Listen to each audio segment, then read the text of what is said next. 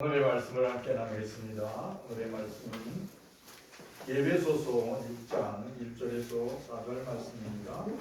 신약성경 316쪽에 있습니다. 신약성경 316쪽 에베소서 6장 1절에서 4절까지의 말씀을 함께 나누겠습니다.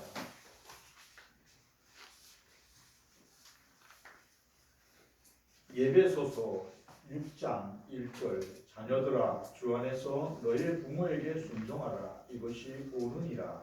네 아버지와 어머니를 경배하라 이것은 약속이 있는 첫 계명이니 이로써 네가 잘되고 땅에서 장수하리라. 또 아니라 너희 자녀를 부럽게 하지 말고 오직 주의 교훈과 훈계로 양육하라. 아멘. 찬양 563장 예수 사랑하심을 찬양으로 드리겠습니다.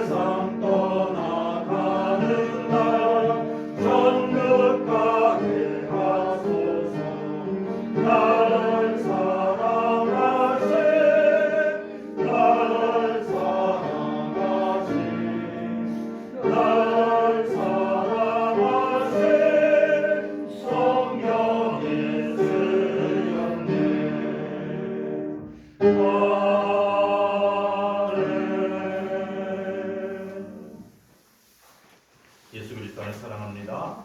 예수 그리스도 안에 축복합니다. 예수 그리스도 안에서 우리를 사랑하고 주신 하나님께 모든 영광을 드립니다. 오늘도 만남의 축복을 주신 하나님께 감사드립니다. 5월은 가정의 달이고 더 나아가 오늘은 어린이 주일입니다. 어린 자녀들이 있어 지난 세월이 행복하기도 했으며 또 쉴 새 없이 분주하기도 했던 시간들이다 이렇게 생각해 봤습니다. 또 그 아가들이 자라서 어른이 되고 또 그 아가들이 자란 그 어른이 된 우리 딸들이 또 이렇게 다 커서 손자 손녀들을 낳았어요. 그래서 제가 어느 사이에 할아버지 돼가지고 제 품에 손녀 손자들이 이렇게 안긴 그 모습을 생각하면서 이 자식은 하나님이 주신 선물이구나.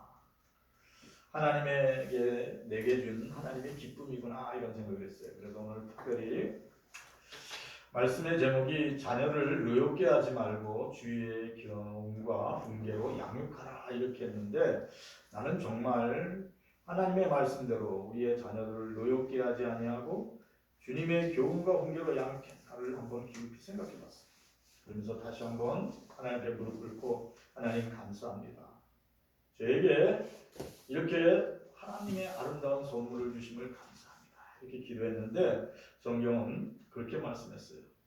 너에게 준 자녀와 손자 손녀는 하나님의 선물이다. 내 선물이다. 이렇게 말씀하셨어요. 시편 120편 7편 3절 읽어보겠습니다. 보라, 자식들은 여호와의 기업이요 때의 열매는 그의 상급이로다. 아멘. 하나님이 우리에게 주신 우리의 자녀들, 특별히 손녀 손자들은 하나님의 기업이요 하나님의 상급이요 하나님의 선물이에요.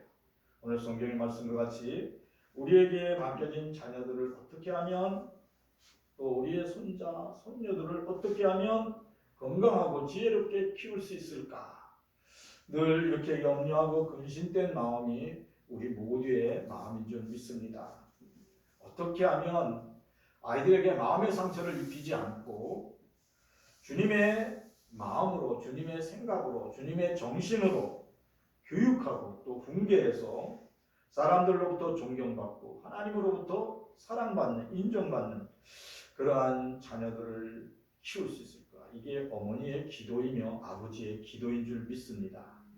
그게 어떻게 보면 삶의 목적이 될 수도 있어요. 그러한 그 애타고 힘들었던 그 부모들의 심정을 오늘 누가복음 15장 11절에서 14절의 말씀을 통하여 함께 엿보겠습니다. 우리 같이 읽어보겠습니다. 또 이르시되 어떠한 사람에게 두 아들이 있는데 그 제가 아버지에게 말하되 아버지여 세상 중에서 내게 돌아올 분깃을 내게 주소서 하는지라 아버지가 그 살림을 각각 나눠 주었더니 그 며칠이 안 되어 둘째 아들이 재물을 다 모아가지고 먼 나라에 가 거기서 호랑방탕하여 그 재산을 낭비하더니 다 없앤 후 그 나라에 크게 흉년이 들어 그가 비로소 궁핍하는지라. 아멘. 자녀 키우기가 얼마나 어려운지 오늘 본문을 통해 함께 나누겠습니다. 두 명의 아들이 오늘 본문에 나와요. 근데 아버지는 아마 두 큰아들이나 작은아들이나 마음의 상처를 입히지 않고 하나님을 섬기는 사람이니까 주님의 말씀으로 교육하고 훈계하면서 잘 가르치려고 애썼을 거예요. 큰아들은 그런대로 아버지 말에 잘 순종해서 아버지의 뜻을 잘 받들어 열심히 공부하고 열심히 일해서 맡겨진 일에 충성했다고 성경에 쭉 보면 그렇게 돼 있어요. 근데 반면에 작은아들은 아버지 말씀을 불순종하고 자신의 뜻대로 살아가는 아주 개성 있는 아들이었어요. 특별히 자기 고집대로 하는 아들이에요. 참 자기 고집대로 하는 딸이나 아들이 있을 때 부모는 참 답답해요. 동쪽으로 가면 서쪽으로 가고 서쪽으로 가면 동쪽으로 가고 하지 말라면 하고 가지 말라면 더 가고 이건 다 우리가 한번 겪어본 일인 줄 믿습니다. 근데 여기에 본문에 나오는 아버지도 마찬가지예요. 그렇게 됐던 아들이 어느 날 아버지를 딱 찾아와서 뭐라냐면 이제 지금 자기가 컸다는 거예요. 아버지, 제게 들어올 재산이 있지 않습니까? 그 분깃을 형하고 나하고 아버지 재산을 이렇게 논아가질 거 아니에요. 그러니까 저에게 돌아올 재산을 먼저 상속해 주세요. 이렇게 아버지한테 부탁을 하는 거예요.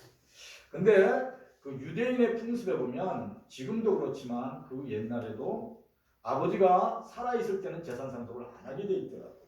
그러니까 언제 아버지가 그 자녀들에게 재산 상속을 하냐면 임종이 가까울 때 또는 아버지가 전쟁에 나갈 때든지 이럴 때 내가 전쟁에 나가서 아버지가 생명의 위협을 받을 수 있으니까 이 집은 큰아들로 가져. 저 앞에 있는 노는 작은아들이 가져. 이렇게 상속할 수가 있거든요. 근데 아버지가 아직 살아있어요. 근데 이 작은아들은 정말 개성 있는 아이예요. 그러니까 아버지한테 미리 자기한테 돌아올 재산을 저한테 분배해 주세요. 이렇게 하고 왔어요. 로사일도 마찬가지예요. 아버지가 아직 살아있을 때는 우리 그 자녀들이나 우리 그 아는 분들의 자녀들이 아버지한테 함부로 재산 상속을 말하지는 못해요. 그러다 아버지 눈 밖에 나면 받을 재산도 못 받을 수 있잖아요. 근데 여기 본문에 나오는 그 아들은 대단한 것 같아요. 아버지한테 재산 상속을 미리 부탁했어요. 근데 아버지는 그 야단을 치지 아니하고 그에게 돌아갈 재산을 이렇게 계산해서 그 아들을 줬어요.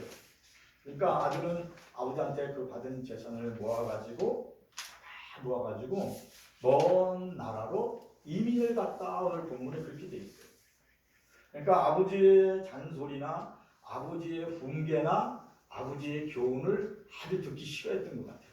그래서 아버지가 준 재산을 다 모아가지고 먼 나라로 가서 자신이 지금까지 살아왔던 방법대로 자유롭게 허랑방탕하게 살았다. 오늘 그렇게 얘기해요. 열심히 놀면서 지낸 거예요. 그러니까 땀 흘려서 일해본 적이 없어요. 아버지가 잘 사니까. 그래서 아버지 돈을 가지고 늘 흥청망청 쓰던 아이니까 땀 흘려서 일해본 적도 없고 또 돈을 아껴서 저축해본 적도 없어요. 놀고 먹는 일이 그가 하는 일이었어요. 그렇게 열심히 허랑방탕하게 지내다 보니까 어느 날 자신의 통장 안에 돈이 바닥이 난 거예요. 그래서 큰일 났다 생각을 했어요. 근데 더 나아가서 자기가 있는 그 이민간 그 나라의 흉년이들에서 일할 자리가 없었다. 그렇게 성경에 오늘 본문에 그렇게 나와 있어요. 그래서 작은 아들은 한순간에 노숙자가 된 거야. 한순간에 거지가 된 거죠. 그래서 생명을 유지하기 위하여 일자리를 찾아봤지만 흉년이 들어서 일자리가 거의 없어진 거예요. 그래서 돼지 치는 곳에 가서 돼지가 치는 일을 도와주면서 돼지가 먹는 쥐염 열매를 얻어먹었다. 근데 흉년이 계속 드니까 쥐염 열매를 넉넉히 주지 않는 그런 상황에 이르러서 그 배고픔이 말로 다 할 수 없었어요. 움직인 배를 뒤움켜쥐고 작은 아들이 탄식했다. 그렇게 말씀해요. 그러면서 하는 소리가 뭐냐면 아버지 집을 생각했어요. 내 아버지 집에는 양식이 풍부한 일꾼이 얼마나 많은데 나는 이곳에서 굶어 죽겠구나 하고 눈물을 주르르 흘렸어요. 작은 아들은 그 삶의 곤고함과 뼈아픈 고통 속에서 진심으로 회개한 아들이 됐어요. 그러니까 아버지의 교훈과 훈계를 건성으로 들었던 것을 깊이 회개했어요. 그리고 아버지가 말씀하시면 이건 잔소리야. 왜 그래? 이렇게 거부했던 그런 자신의 모습을 바라보고 참회를 했어요. 그러니까 사람이 굶주림과 고통은 사람이 사람 되게 만드는 거예요. 이게 하나님의 방법이에요. 우리가 하나님의 말씀을 건성으로 듣고 하나님의 훈계와 하나님의 책망을 그냥 등지고 계속 딴 길로 가면 우리의 삶이 어느 날인가 이렇게 굶주리고 뼈 아플 때가 있어요. 그때 우리 하나님은 그 고통을 감해 주질 않아요. 우리가 완전히 돌이킬 때까지 짓누르세요. 오늘 이 아들이 그렇게 돼버린 거예요.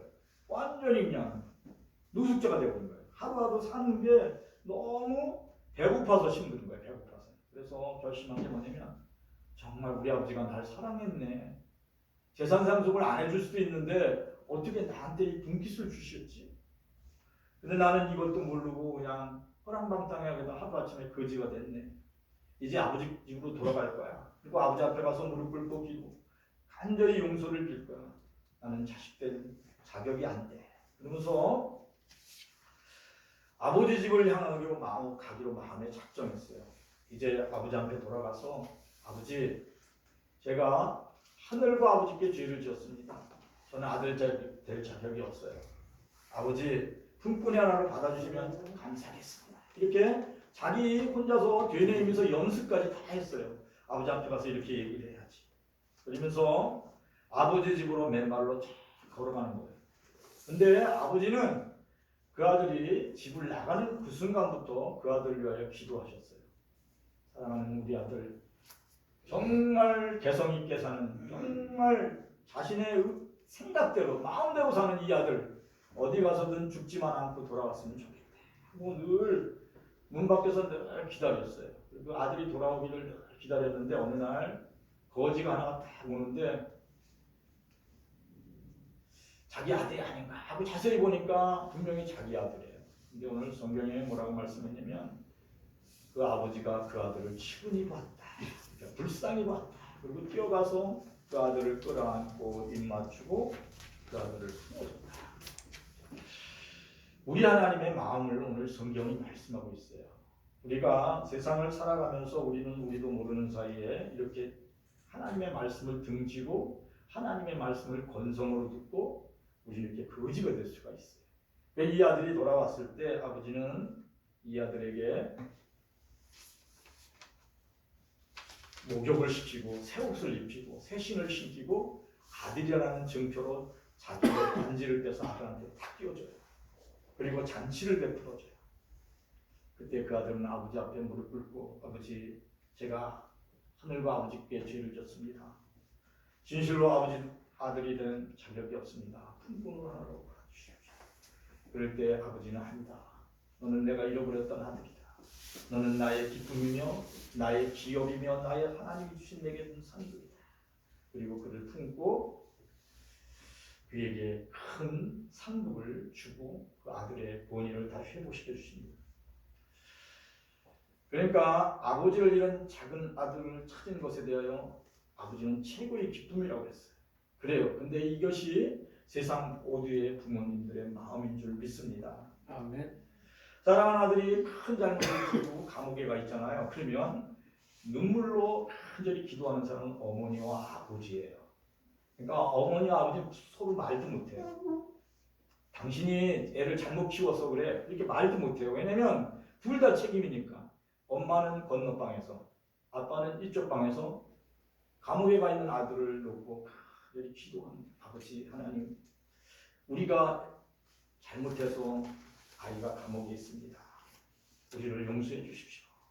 이렇게 기도하는 게 아버지의 마음이고 엄마의 마음인 줄 믿습니다. 그러니까 딸이 잘못하거나 아들이 잘못하면 부모는 눈물로 기도하게 돼 있어요. 자신의 잘못처럼 여기며 간절히 기도하는 게 부모의 심정이에요. 사랑하는 자녀들이 이것을 기억하시고 늘 아버지 어머니를 기억하시기를 축원합니다. 아멘. 가장 애타고 간절했던 여인이 가나안 여인이에요. 그러니까 성경에 보면 이 여인의 딸이 흉악한 귀신에 들렸다 그래요. 흉악한 귀신에 들려서 이 딸이 공포에 사는 거예요. 완전히 정신이 없는 거예요. 그래서 이 흉악한 귀신에 들린 딸을 어떻게 할 수가 없는 거예요. 귀신 들렸으니까 의사도 못 고친다고 해요. 근데 예수님이 그 마을을 지나가신다고 해요. 그래서 이 사마리아 여인은 예수님 앞에 가서 간절히 하나님 도와주세요. 예수님 도와주세요. 예수님 도와주세요. 근데 예수님이 모른 척하고 그냥 뒤도 안 돌아보고 가셨다. 그래서 예수님이 뭐라 그러냐면 그 당시에 유대인들은 사마리아인들을 취급했거든요. 그렇게 기록되어 있더라고요. 그러면서 뭐라 그러냐면 주인의 상에서 떨어지는 떡을 개에게 주는 법이 없다. 이렇게 예수님이 그렇게 말씀하셨어요. 안 고쳐준다는 거예요. 그런데 이 여인이 간절히 울면서 예수님의 그 무릎 위에 엎드려서 그렇게 고백하는 거예요. 예수님, 개들도 주인의 상에서 떨어지는 부스러기는 먹습니다. 부스러기라는 은혜를 제게 입혀주시옵소서. 예수님이 한 말씀만 하시면 저의 딸이 살아날 수 있습니다. 그리고 그 어머니는 눈물로 기도합니다. 간절히 예수님을 찾았어요. 예수님 도와주세요. 예수님 도와주세요. 그럴 때 예수님이 뭐라고 그랬냐면 내 믿음이 크다. 이 한마디 해줬어요. 어떻다고요? 내 믿음이 크다. 그리고 예수님이 한마디 했는데 그 시로 흉악한 귀신에 매였던 그의 딸이 나음을 입었다. 그렇게. 아멘. 사랑하는 성도들이 그렇게 기도하기를 축원합니다. 아멘. 사랑하는 아들, 딸들이 흉악한 귀신에 들려서 개성 있게 살라고 집을 나갈 수도 있어요. 아주 자기 뜻대로 살려고 살다가 죽음의 덫에 걸려서 헤맬 수도 있어요. 사망의 그늘에 앉아 있을 수도 있어요. 그런데 여러분들이 무릎 꿇고 예수님 살려주세요. 예수님 도와주세요. 아무것도 할 수 있는 게 없어요. 예수님 도와주세요. 예수님은 하나님이시잖아요. 이렇게 기도하면 하나님의 기적이 일어납니다. 아멘. 어제나 오늘이나 변함없이 우리와 함께 하시며 우리의 기도를 들으시는 하나님, 우리의 마음을 받으시는 하나님, 오늘도 하나님의 기적은 여러분의 그 믿음의 기도를 통하여 역사하시는 줄 믿습니다. 아멘. 사랑하는 자녀들이 여러분의 기도와 사랑으로 건강하게 자라나기를 축원합니다. 에베소서 6장 4절의 말씀을 우리 같이 읽어보겠습니다. 또 아비들아 너희 자녀를 노엽게 하지 말고 오직 주의 교훈과 훈계로 양육하라. 아멘. 유태인의 가정에서는 말씀을 가르치기 위하여 만 2살에서 3살 그때 말을 하기 시작하더라고요. 우리 찬민이, 현민이, 우리 원택이, 지택이 보니까 다 똑같아요. 딱 2살에서 3살부터 말을 붕갈붕갈 댕기기 시작해요. 그리고 그림 이렇게 사진을 보고 말하기 시작해요. 그럴 때 유태인들은 아기들에게 말씀 과자를 만든대요. 하나님이 세상을 이처럼 사랑하사 하는 글자로 과자를 만들어서 그것을 자꾸 읽게 만든대요. 그러다가 그걸 하나 읽으면 과자를 너 정말 잘했어. 그리고 과자를 맛있는 꿀과자를 하나씩 준대요. 이러면서 성경 말씀을 이 뇌가 기억할 수 있도록 요 입술이 말할 수 있도록 그렇게 가르친대요. 그러면서 뭐라고 그러냐면 하나님의 말씀은 지극히 어릴 때부터 가르쳐야 된다.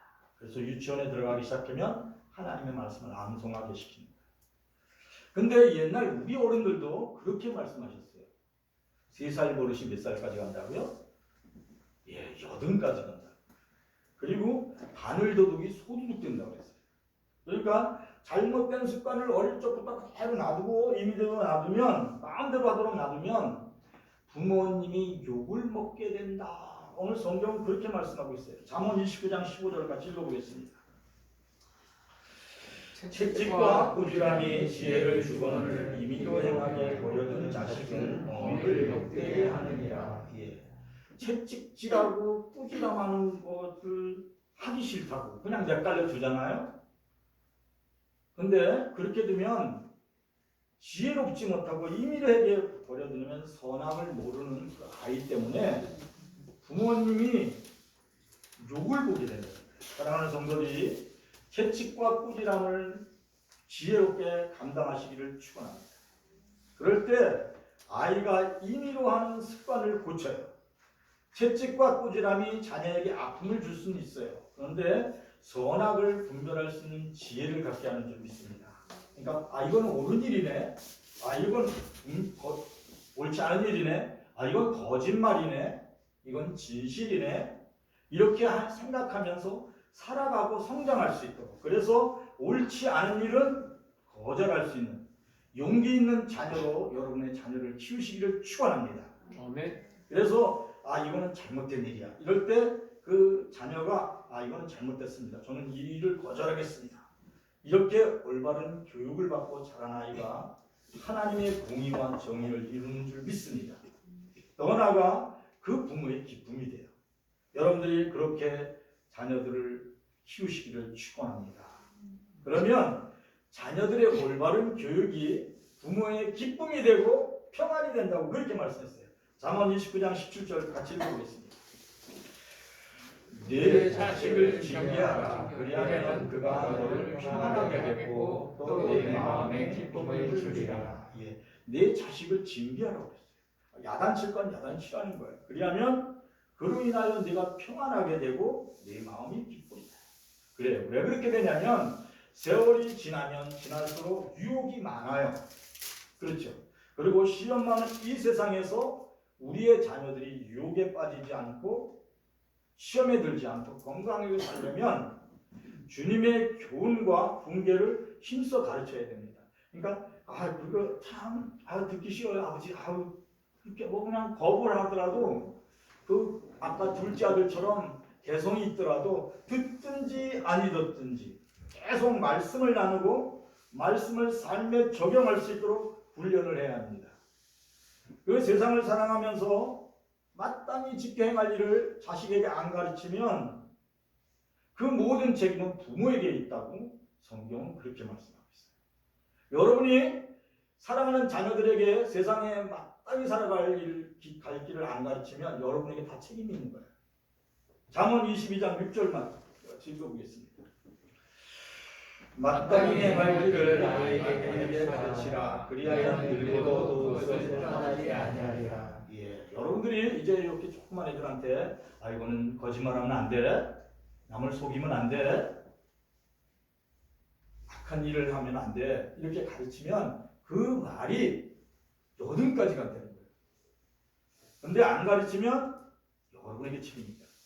그래서 여러분들이 마땅히 행할 길을 아이에게 가르치면 늙어도 그 아이가 이제 커서 늙어지잖아요.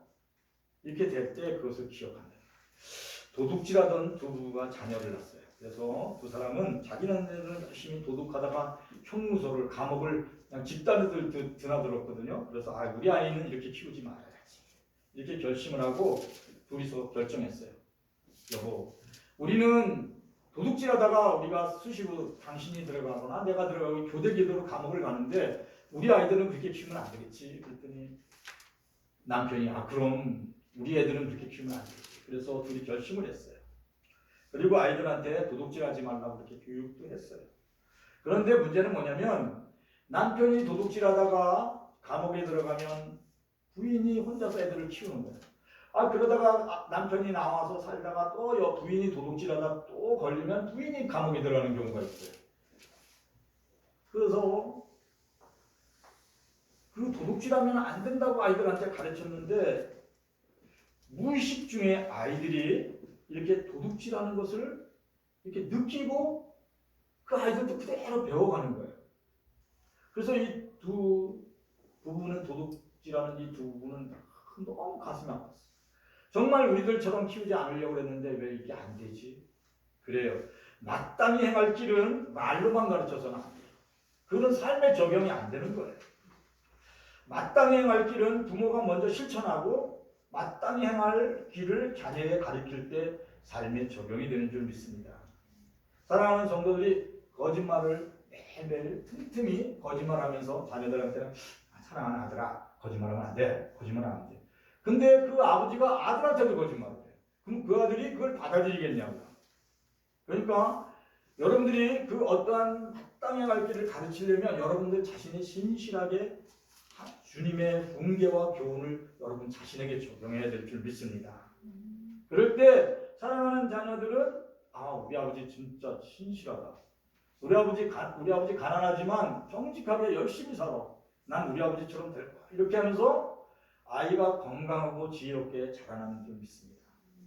제일 아들 잘 키운 사람이 어떤 사람이냐면 그 아들이 아버지 존경하고 이거예요. 무슨 뜻인지 아세요?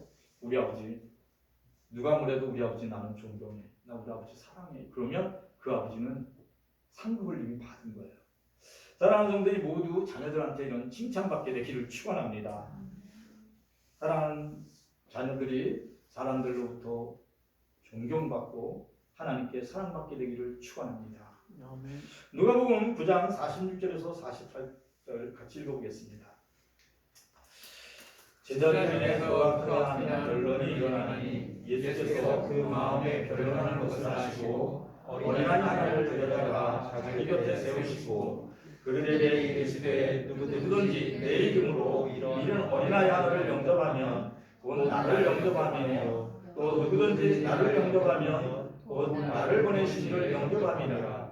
너희 모든 사람 중에 가장 작은 그가 큰 자이니라. 예수님의 제자들이 앉아가지고 결론을 하는 거예요. 의논하는 거예요. 누가 하늘나라 가면 클 것 같으냐? 누가 하늘나라 가면 제일 높을 것 같으냐? 막 이렇게.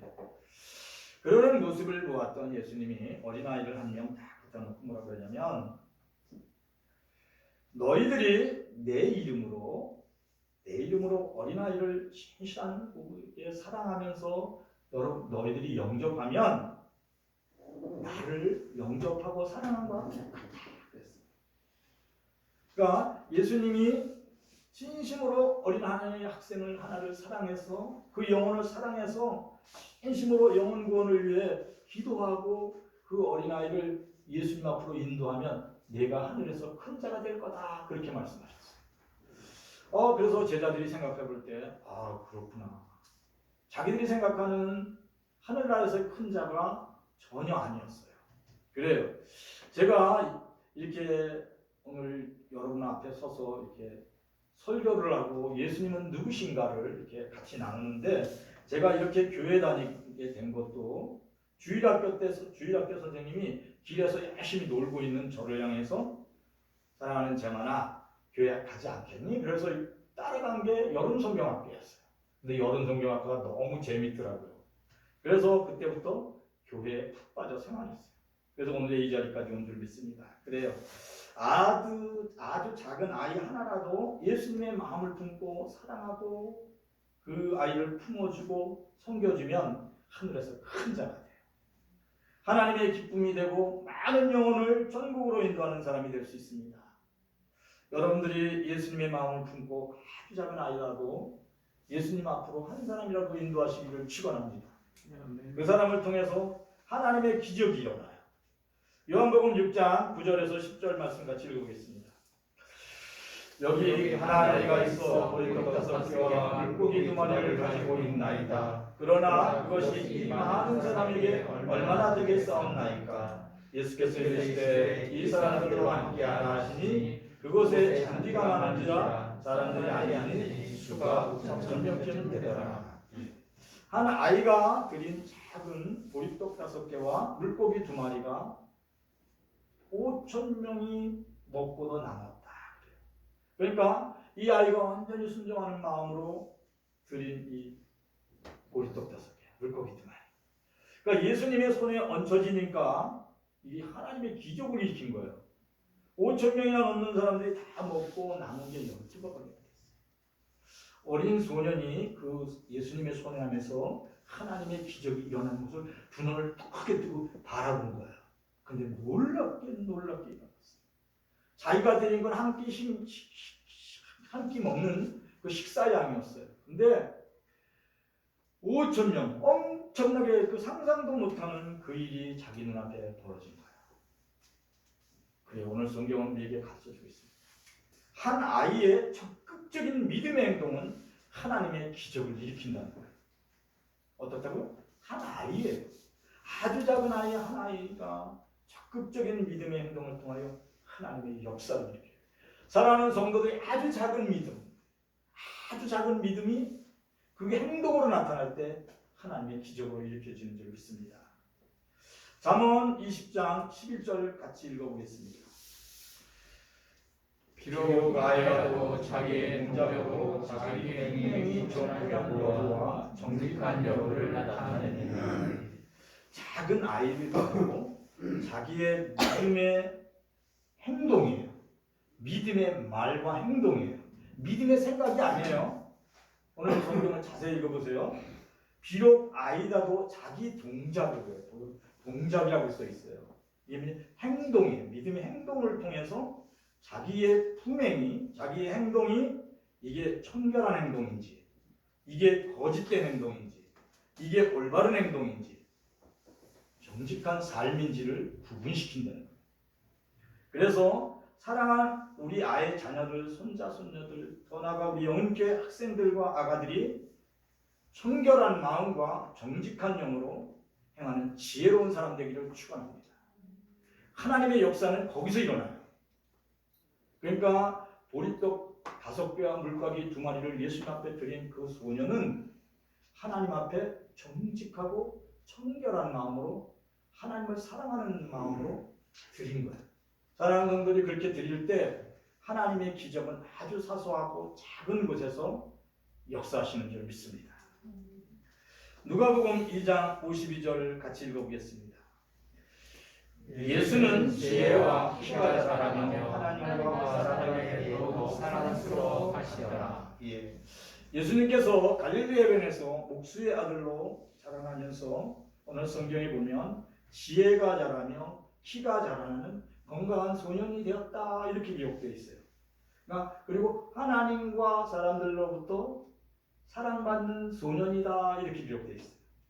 사랑하는 우리 자녀들과 우리 손자 손녀들 또 우리 영혼교회 학생들과 우리 청년들이 오늘 말씀과 같이 하나님의 사랑을 받고 사람들로 사랑받고 존경받는 귀한 아들딸로 성장되기를 축원합니다. 아멘. 오늘이 가정의 주일이에요. 어린이 주일인데 사랑하는 우리 자녀들과 손자 손녀들 또 우리 사랑하는 영혼교회 모든 식구들이 가정에서 서로 함께 모여 말씀을 나누고 찬양하며 하나님의 훈계와 그 교훈을 서로 나눌 때 기쁨으로 받고 그것을 지켜야지 이렇게 행동으로 반응하는 하나님의 기쁨이 되는 성도들이 되기를 축원합니다. 아멘. 그리고 또 여러분들을 축복합니다. 여러분에게 주어진 사랑하는 아들, 딸들, 또 사랑하는 손자, 손녀들은 하나님의 기업이요 상급인 줄 믿습니다. 그 상급으로 인하여 기뻐하시고 평안하시기를 축원합니다. 아멘. 오늘의 말씀을 불거래 함께 기도하겠습니다. 하나님 감사를 드립니다. 우리에게 하나님의 상급과 하나님의 기업을 주셨습니다. 이 얼마나 감사하고 눈을 넘기는지는 다시 한번 마음 깊이 생각하는 우리 어린이날 주일 이대로 축복해 주심을 감사드립니다. 사랑하는 하나님 아버지, 우리가 기도할 때 흉악한 귀신에 매여있는 우리의 딸들이, 우리의 아들들이 노인받게 되는 줄 믿습니다. 우리를 도와주시옵소서. 우리를 도와주시옵소서. 예수님, 그리하여 하나님 치유하시고 회복케 하여 주시옵소서. 강건의 복을 주시옵소서. 아버지 하나님, 치유와 회복의 은혜를 입혀 주시옵소서. 하나님, 우리에게 주신 하나님, 우리의 사랑하는 딸, 사랑하는 아들, 사랑하는 손자, 사랑하는 손녀가 예수 그리스도 안에서 강건하게 자랄 수 있도록 도와주시옵소서. 그 마음과 생각을 지켜주시옵소서. 그리하여 하나님의 기쁨이 되게 하시며 하나님의 평강이 되게 하시며 하나님의 은혜가 넘치는 우리의 후손들이 되도록 축복하여 주시고 우리 영은교회 학생들과 아가들과 우리의 청년들이 되도록 축복해 주시옵소서. 성령 하나님 함께하여 주시옵소서. 주님이 말씀하시면 이해가 되고 아멘이 되는 줄 믿습니다. 이 시간 말씀하여 주시옵소서. 내가 나음을 입었다, 내가 일어나라 말씀하시면 우리가 넉넉히 일어나는 줄 믿습니다. 말씀하여 주시옵소서. 하나님 함께하여 주심을 감사드립니다. 아버지 하나님 감사드립니다. 하나님 감사드립니다.